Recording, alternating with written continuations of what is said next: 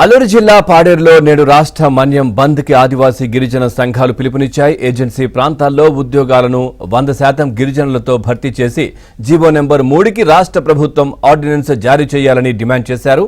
ఈ బంద్ కు వివిధ ప్రజా సంఘాలు, రాజకీయ పార్టీలు మద్దతు కూడా ఇచ్చాయి. ఇక ఏజెన్సీ బంద్ నేపథ్యంలో మన్యం నిర్మానుష్యంగా మారింది. కేంద్ర రాష్ట్ర ప్రభుత్వాల వైఖరి కేంద్ర రాష్ట్ర ప్రభుత్వాల వైఖరిని నశించాలి. కేంద్ర రాష్ట్ర ప్రభుత్వాల వైఖరి జరిగే బంద్ను జయప్రదం చేయండి. పవర్ ప్రాజెక్ట్ అనుమతి వెంటనే రద్దు చేయాలి.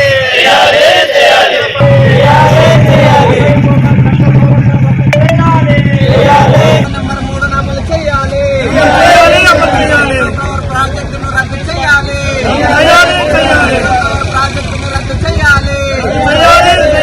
బంద్ను విజయవంతం చేయాలి. జీవో నెంబర్ 3 సాధన సమితి అలాగే వివిధ ఆదివాసీ ప్రజా సంఘాలు, గిరిజన సంఘం పిలుపు మేరకు రాష్ట్ర వ్యాప్తంగా కూడా మన్యం బంద్ అనేటటువంటిది జరుగుతూ ఉంది. ఈ బంద్ ముఖ్య ఉద్దేశం ఏంటంటే ప్రధానంగా ఈ రోజు కేంద్ర రాష్ట్ర ప్రభుత్వాలు చూసుకుంటే ఆదివాసుల యొక్క హక్కుల్ని గాని చట్టాలని గాని అమలు చేసే విషయంలో పూర్తిగా నిర్లక్ష్యం చేస్తా ఉంది.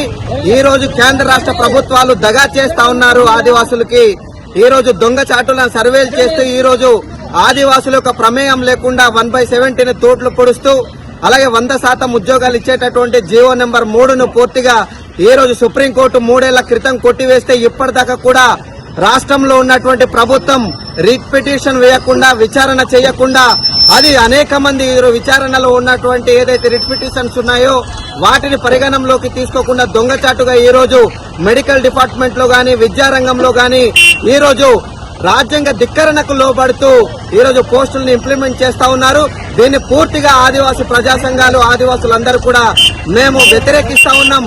కాబట్టి వెంటనే రాష్ట్ర ప్రభుత్వం స్పందించి జీవో నెంబర్ 3ను చట్టబద్ధం చేయాలి. దాంతో పాటుగా ఈ రోజు ఏవైతే భాష వాలంటీర్లు ఉన్నారో విద్యా వాలంటీర్లను రెన్యువల్ చేయాలి.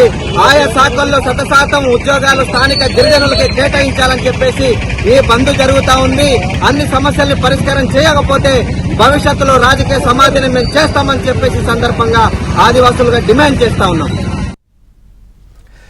అల్లూరు జిల్లా పాడేరులో నేడు రాష్ట్ర మన్యం బంద్ కి ఆదివాసీ గిరిజన సంఘాలైతే పిలుపునిచ్చాయి. ఏజెన్సీ ప్రాంతాల్లో ఉద్యోగాలను 100% గిరిజనులతో భర్తీ చేసి జీవో నెంబర్ 3కి రాష్ట్ర ప్రభుత్వం ఆర్డినెన్స్ జారీ చేయాలని వారు డిమాండ్ కూడా చేస్తా ఉన్నారు. దీనికి సంబంధించి మరింత సమాచారాన్ని మా కరెస్పాండెంట్ నాయుడు అందిస్తారు. నాయుడు, అప్డేట్స్ ఏంటి వీటికి సంబంధించి? రైట్ సతీష్, అప్డేట్స్ ఏంటి? పవన్, ఏజెన్సీ ప్రాంతాల్లో ఉన్న గిరిజన యువతకు ఉద్యోగాలు 100% వారికే కేటాయించాలి అంటూ జీవో నెంబర్ 3ని చట్టబద్ధత కల్పించాలంటూ కూడా ఈ రోజు రాష్ట్ర వ్యాప్తంగా ఏజెన్సీ ప్రాంతాల్లో ఉన్న గిరిజనం అంతా కూడా మన్యం బంద్ పిలుపునిస్తుంది. ఇందులో భాగంగా అరకు, పాడేరు, చింతపల్లి, అదేవిధంగా పార్వతీపురం, ఈస్ట్ గోదావరిలో అన్ని ఏజెన్సీ ప్రాంతాల్లో ఉన్న వారందరూ కూడా ఈ రోజు బంద్ పిలుపునివ్వడం జరిగింది. బంద్ కూడా ప్రశాంతంగా కొనసాగుతుంది. ఇందులో రాజకీయ పార్టీలతో పాటు ప్రజా సంఘాలు కూడా పూర్తిగా మద్దతు ఇస్తున్నాయి. ఉదయం నుంచే అంటే మనం ప్రధానంగా చెప్పుకోవాలి అనుకుంటే అరకులో పర్యాటక ప్రాంతాలైన బొర్రా కేవ్స్ కావచ్చు, అదేవిధంగా అరకులో కాఫీ తోటలు కావచ్చు, ఇవన్నిటిలో మొత్తం కూడా పర్యాటకులు కూడా తీవ్ర ఇబ్బందులకు గురవుతున్నారు. ఎందుకంటే వీకెండ్స్ కావడం, అందరూ కూడా అరకు, పాడేరు వంటి ఏజెన్సీ ప్రాంతాలకు కూడా వెళ్లే క్రమంలో ఈ రోజు మన్యం బంద్ పిలుపునంతో ఎటువంటి వ్యాపారాలు గాని, వ్యాపారస్తులు గాని, పర్యాటకు సంబంధించిన ఏ పనులు కూడా చేయకపోవడంతో ఆ యొక్క పర్యాటకులు కూడా తీవ్ర ఇబ్బందులకు గురవుతుందని చెప్పుకోవచ్చు. కానీ గిరిజన యువత అంతా కూడా ఒకే దానిపైన కూడా బైఠాయించిందని చెప్పుకోవచ్చు. ఎందుకంటే ఏజెన్సీలో నివసిస్తున్న గిరిజనులు అన్నిటికీ కూడా ఎక్కడ సదుపాయాల్లోని కానీ, లేకపోతే భర్తీ విషయంలో కానీ, కేటాయింపుల విషయంలో కూడా ఎప్పుడు కూడా అన్యాయం జరుగుతుంది.